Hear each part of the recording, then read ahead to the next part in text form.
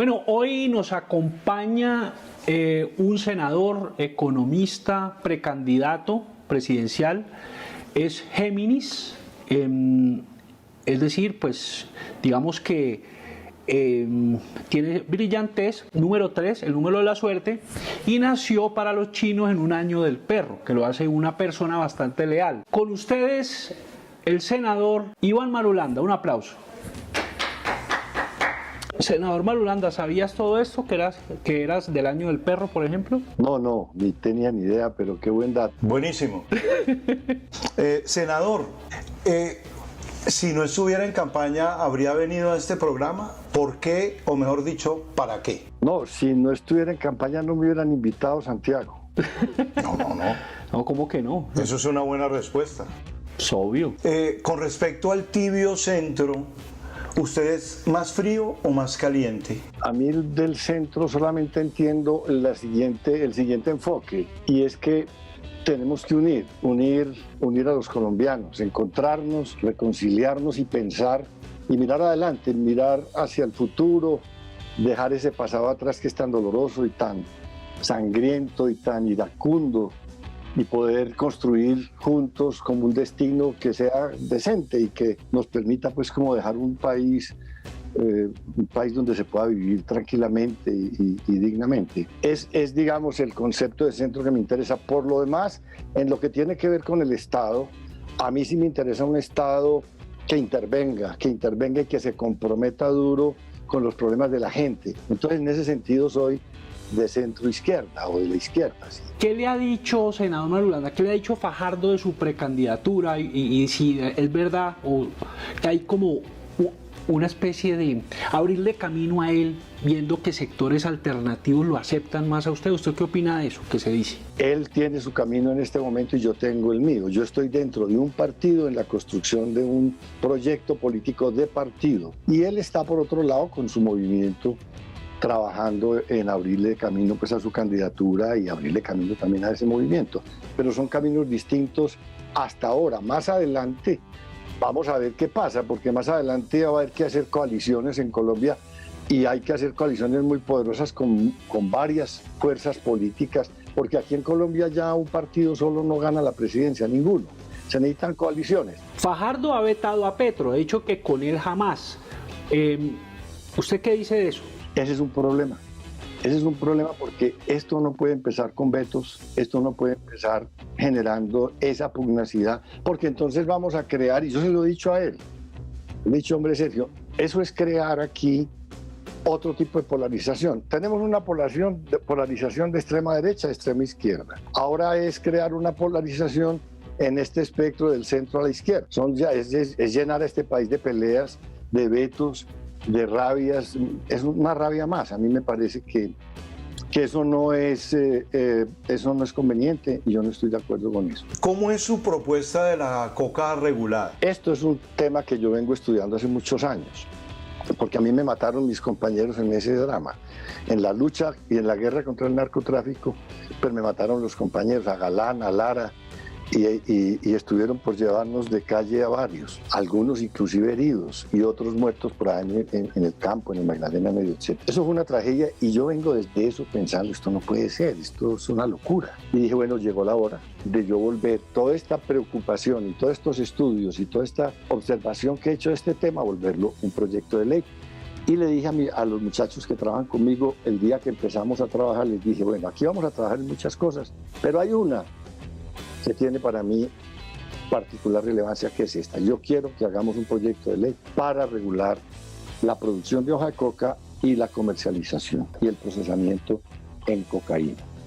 Y entonces nos pusimos a trabajar ya en el proyecto, en el texto. Vi que faltaba ahí una pieza, que eran los indígenas. Yo dije, aquí hay un factor cultural central en este problema, en este tema. Y esto tiene que estar interpretado aquí, tiene que ser capaz este proyecto de ley de leer esa realidad, porque es un tema ancestral, es un tema cultural, es un tema, digamos, de la mitología y de y de la ritualidad de las comunidades indígenas, pero además han sido las comunidades más atropelladas contra este tema. Matan a sus campesinos, a sus líderes, los desplazan, les quitan las tierras. Bueno, una atrocidad. Entonces busqué al senador Feliciano Valencia de la comunidad Nasa indígena del Cauca, un senador espectacular. Si no lo conocen, yo les recomendaría que conozcan a ese hombre. Es de una lucidez, de una brillantez, es un sabio, yo lo admiro muchísimo. En ese proceso llegó un momento en que el senador Feliciano me llamó y me dijo: senador Marulanda, estamos listos. Así como tenemos el proyecto, así nos sirve, nos interpreta, vamos para adelante. Lo firmamos y lo presentamos. ¿Qué pretende? Es muy sencillo. El Estado compra la cosecha de hoja de coca en su totalidad, lo compra. Le quita la materia prima a los narcotraficantes que están produciendo con esa hoja de coca el 90% de la cocaína que se consume en el mundo. Óigame usted, 90% de la cocaína que se consume en el mundo se consume con esa hoja de coca que se produce en esas 200.000 hectáreas que hay en Colombia. Pues se compra toda esa hoja de coca a precio de mercado, la compra el Estado. Y el Estado con esa hoja de coca hace varias cosas. Una, les suministra sobre todo a las comunidades indígenas que elaboran productos derivados de la hoja de coca, que son alimenticios, tortas, harinas, producen té, producen bebidas refrescantes y producen bienes de uso medicinal. Otra hoja de coca para producir cocaína, la cocaína que consumen las personas que consumen cocaína en Colombia. Personas que consumen cocaína, que eso es legal en Colombia. Está aceptado por la Constitución y aceptado por la Corte Constitucional, que es la que lee la Constitución. El Estado produce entonces la cocaína, una cocaína de primera calidad, pura, para esos consumidores que están consumiendo en su derecho y que ya no van a tener que ir a las alcantarillas del microtráfico, del narcotráfico, a comprar un producto envilecido por la mala higiene, porque les revuelven cosas, qué sé yo, sino que el Estado le va a entregar una cocaína de primera calidad. Lo que sobra de hoja de coca, que es muchísima, porque en Colombia no hay sino 230.000 consumidores, que la mayoría son recreativos, menos de un 10% tienen problemas de adicción, una minoría, 5 o 7%. Lo demás es recreativo, o sea, no tiene pues ningún problema sanitario. A ese 5% que tiene problemas de drogadicción, pues lo puede ofrecer ayuda el sistema sanitario del país. Y es entonces lo que sobra mucha hoja de coca, se destruye o se producen abonos, qué sé yo. Ahora, hay un mercado que se va a abrir. Créanmelo, cuando se apruebe esto, porque esto se va a aprobar algún día, yo no sé cuándo, pero se va a aprobar, que es el siguiente. Un país, por decir cualquier cosa, pues Bélgica, Holanda, no podría irse a comprarle cocaína al cartel de Sinaloa para implementar una política de salud pública. Eso no tiene sentido. Pero si es un país, un estado, que produce cocaína sin huella de sangre, sin huella de ilegalidad, como estado, a lo mejor esos países se van a animar a decir: yo le compro a usted, yo necesito una cocaína para montar acá un programa de salud pública, de suministro de cocaína a los consumidores, y también quitarse ese problema de unos narcotraficantes abasteciendo indiscriminadamente un mercado de consumidores que está creciendo. Excelente propuesta y legalidad en todo el sentido de la palabra. Pero, ¿dónde cree usted que va a encontrar más resistencia a la propuesta? ¿Por parte del presidente en el Congreso? ¿Por parte de los carteles de la droga? ¿Qué harán las mafias cuando el Estado controle las drogas? ¿Controlar de nuevo al Estado? ¿Cómo van a hacer? Bueno, son varias preguntas allí. Empecemos por la última. ¿Qué van a hacer los carteles de la droga? Pues al perder la materia prima van a pelear por esa hoja de coca y van a tratar de que los campesinos les vendan a ellos la hoja de coca. Ahí va a haber una puja por el precio seguramente. El Estado, lo vamos a ver, tiene un margen enorme de utilidad en esta transacción que estamos hablando. Porque hoy la erradicación, que no erradica nada, pero está gastando en esa erradicación 4 billones de pesos al año. Y comprar la cosecha a los precios de hoy vale entre 2.3 y 2.6 billones de pesos. De hecho, hay una utilidad ya muy importante. Y ese margen, uno podría decir, es un margen fiscal que le da un músculo financiero al Estado para pujar ahí. Ahora, ¿de dónde puede venir y de dónde va a venir la oposición va a venir desde la política que ha hecho política con la guerra contra el narcotráfico. Aquí hay una gente, unos partidos políticos que nos llevan montados en esa guerra hace décadas y con ese cuento de esa guerra pues montan sus campañas y montan sus mayorías. Esa gente necesita esa guerra. Esa gente no sabe hablar sino de guerra. Con ese discurso bobo de que es que se nos va a llenar el país de cocaína. El país está lleno de cocaína. Es más, la cocaína está en las escuelas, está en los parques, está en los bares, donde quiera usted está la cocaína. Además una cocaína de mala calidad y además sin control porque están corrompiendo a la policía y están corrompiendo el ejército. Entonces, nadie puede proteger a los niños, por ejemplo, para hablar de una población bien vulnerable. Nadie los puede proteger porque los tipos están en la puerta de la escuela vendiendo dulces y eso es imposible. Además se compraron el policía y se compraron allí al otro. Entonces, este es un argumento estúpido porque es que me digan entonces dónde es que no hay cocaína en Colombia. Pero por Estados Unidos se viene, porque la política de drogas se dicta desde Washington y cómo convencer a los gringos de la propuesta. Hay dos razones. Allá perdieron la autoridad moral para esta pelea. Primero, porque más de 20 estados de los Estados Unidos legalizaron ya la marihuana, que es una sustancia psicoactiva cubierta por la misma legislación internacional que cubre la cocaína. Ellos, sin preguntarle a nadie, en más de 20 estados ya legalizaron la producción, la distribución y el consumo de marihuana para uso recreativo, por un lado, y sin preguntarle a nadie, sin pedirle permiso a nadie.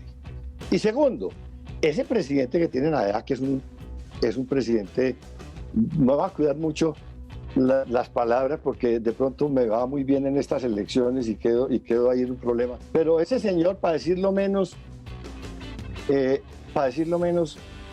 le quitó autoridad moral a la política internacional de los Estados Unidos. Ese señor se corre de los tratados así, sin fórmula de juicio. Le dice a los iraníes: usted y yo tenemos un tratado aquí de control de las armas nucleares y el desarrollo de tecnología nuclear. Entonces ese señor borra acá. Que aquí hay unos tratados de medio ambiente, no quiten eso, que a mí no me interesa. Que aquí hay unos tratados comerciales también. Entonces, ¿qué es eso? ¿Qué opina de la reaparición de Iván Márquez de Santrich con las nuevas FARC? ¿Son las nuevas las viejas o las nuevas viejas FARC? Yo lo siento muchísimo por el país porque es un peligro enorme. Esas personas son muy peligrosas. Ahí hay unos tipos muy peligrosos. Y además es gente muy avesada en la guerra y muy avesada en el terrorismo. Entonces, esa es una amenaza tremenda. Pero además lo siento en el caso de Márquez, porque a los otros no los conozco, porque lo conocí.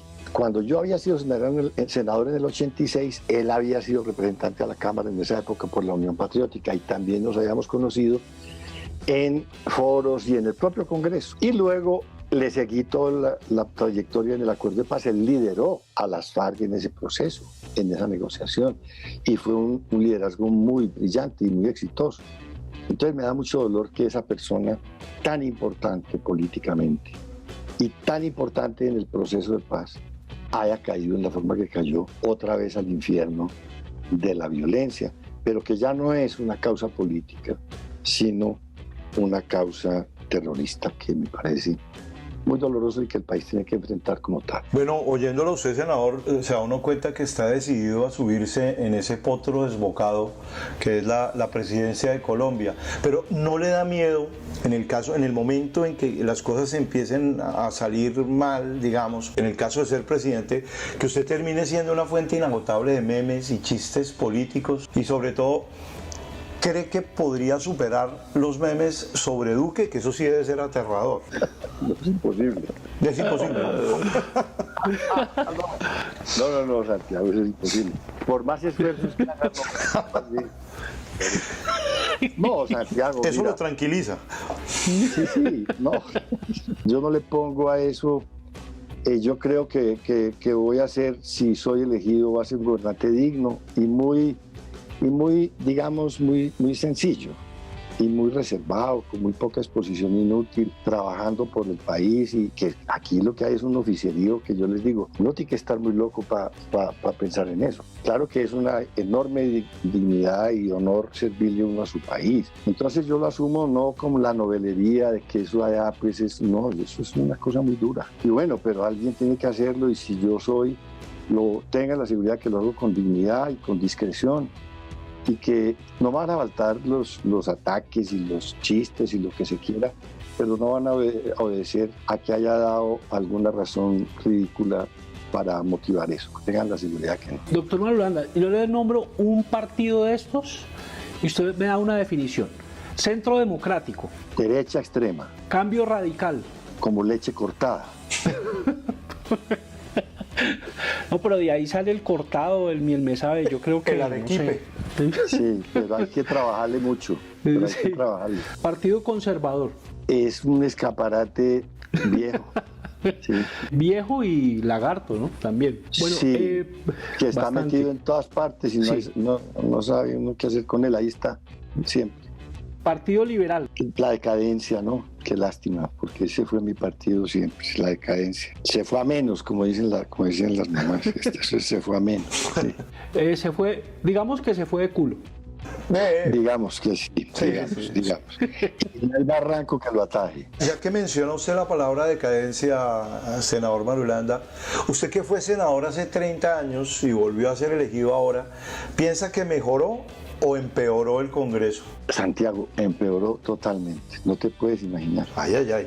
Esto es impresionante, lo que hay hoy es lo más parecido a un mercado persa que ustedes se puedan imaginar. Senador Marulanda, ¿ve cercano que para el próximo Congreso sí haya mayorías de sectores alternativos o esto está muy lejos? Eso es fundamental y esa va a ser una clave en esa coalición de la que hablábamos ahora. ¿Cómo se va a hacer esa coalición para garantizar que va a haber una bancada importante que vaya a apoyar los cambios que hay que hacer? Un presidente sin Congreso está muerto. Y eso hay que explicárselo a los colombianos y a las colombianas. Hay que decirles, hombre, es más importante el Congreso que el gobierno. Es que en el Congreso es donde se aprueban las leyes. Y si usted elige allá una gente que va a votar, que no va a votar por lo que usted cree que necesita este país, usted está regalándole el poder a una gente que va a ir allá a usufructuarlo para otras cosas. Yo sé que esta pregunta es difícil de contestar, senador, porque hay que reconocer pues que todos se han esforzado mucho, pero para usted, ¿cuál ha sido hasta ahora el funcionario más ineficaz, por decirlo menos, de este gobierno? El ministro de Hacienda y el presidente de la República. Si usted me pregunta cuál de los dos, el presidente, que es el que manda. Es una cosa increíble, la inutilidad de esos señores. Es decir, es una cosa pasmosa. Esa gente está de espectadora viendo el derrumbe de este país sin mover un dedo y resulta que son los únicos que tienen las palancas para intervenir y para ayudarle a la gente. Qué desastre. ¿Cree que prosperará la moción de censura contra Holmes Trujillo? Yo no creo, Martín, porque ellos tienen allá montada una mayoría, el gobierno montada una mayoría en el Congreso aceitada con lo que llaman la mermelada, que esos son puestos y son contratos y son presupuestos y son privilegios. Y esa mayoría es funcional al gobierno, ellos hacen lo que el gobierno les diga. Pero va a ser muy importante el debate y va a ser muy importante que se le diga al gobierno y al ministro de Defensa todo lo que hay que decirle sobre lo que está pasando en Colombia en sus barbas, además, y que es consecuencia en muy buena parte de la negligencia del gobierno y de ese ministerio. Vamos con una andropausia y ya regresamos con el senador Marulanda y los personajes. Bueno, ahora sí vamos, senador Marulanda, con los personajes. Una persona que Santi admira mucho. Y yo también. Es que estará pensando. Sí, o sea, yo siempre me pregunto eso. No, es que ese sí es el desvelo de todos los colombianos. ¿Qué estará pensando María Isabel? No, es que sin eso no podemos vivir. Son preguntas que nos hacemos. En el ejército nos las hacemos en el Centro Democrático, esas preguntas. Sí. No, uno también, lo que se pregunta es si lo que está diciendo lo está pensando o simplemente lo dice así. No sé, yo no. Vamos con el siguiente personaje que se robó el corazón de muchos colombianos. Y de Invercolsa. Es una belleza. Es una lindura. Pero... Hombre, en estos días me pasaron un programa, él tiene un programa de radio, yo no lo oigo, pero me mandaron un amigo cartagüeño, Julio Mendoza, me mandó un programa de esos. y uno no puede creer eso.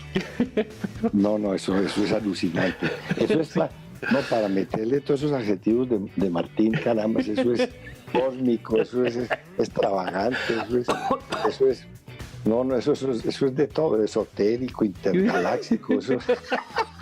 Y Dios mío. ¿Qué es esa maravilla? ¿Y quién es esa? Amaranta Hank.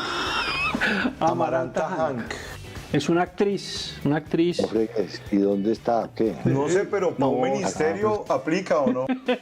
No, pero ¿cómo? Bueno, veamos al siguiente personaje. ¿Cómo te parece? Ese hombre parece asustado, ¿cierto? Fico A mí me Gutiérrez. llama la atención Fico, como con un ventarrón encima, una cosa terrible. Él va a ser candidato, yo Sí, creo. por eso. Puede ser tu Él va a ser contrincante. Con usted. O presidencial. sea, van a estar en la carrera. Uribe lo quiere muchísimo. Yo creo que sí, yo creo que por ese lado va a ser ese muchacho. Lo adora y eso.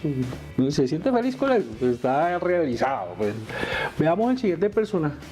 Esta foto me gusta. Esta foto me gusta. Sí, es muy difícil entender uno el pensamiento de ella. Es muy, muy rara. Tiene un pensamiento muy, muy atravesado, muy raro. Habla poco en el Senado, pero cuando habla muy duro. Dice cosas tremendas. ¿Y usted se asusta cuando habla ella o no? No, yo ¿O no? no sé, ¿Se alarma? yo no me asusto ya con ¿Le nada. da risa? Pero sí me despierta mucha curiosidad porque realmente es un pensamiento. Es inquietante. En todos los sentidos. No, es inquietante. En todos y cada uno de los más diversos. Bueno, este personaje Santos, qué foto, Sí. está más peinado que un preso, ¿yo? Pero bueno. Sí, más peinado que un tramposo. Hombre, ese señor a mí me desconcierta, que yo le digo pues que ese señor fue capaz de enredar a todo el mundo para hacer ese acuerdo de paz porque engañó a todo el mundo con eso. Eso no se podía hacer sino ese señor, que era capaz de como dicen los españoles, de marearle la perdiz a todo el mundo al tiempo. ¿Y dónde está la bolita más o menos? Y sacó ese acuerdo y eso es histórico, ese acuerdo es una cosa tremenda. Tiene espuela. Dicen que en el ejército hay división entre uribistas y santistas. ¿Qué opina acerca de esto? ¿Cómo manejar a situación tan salvaje? Sí, hombre, y mientras exista esa división allá, dicen pues los que conocen eso por dentro, que parece que es muy, muy duro, pues el ejército está paralizado. Es una división que lo tiene paralizado y además en un estado de degradación brutal. Bueno, ya casi acabamos. Vamos con una persona que Ave María. tiene otro Hombre, amigo que ese ese es un debate que falta. Ese debate falta y yo creo que ese debate va a llegar. Tiene que llegar.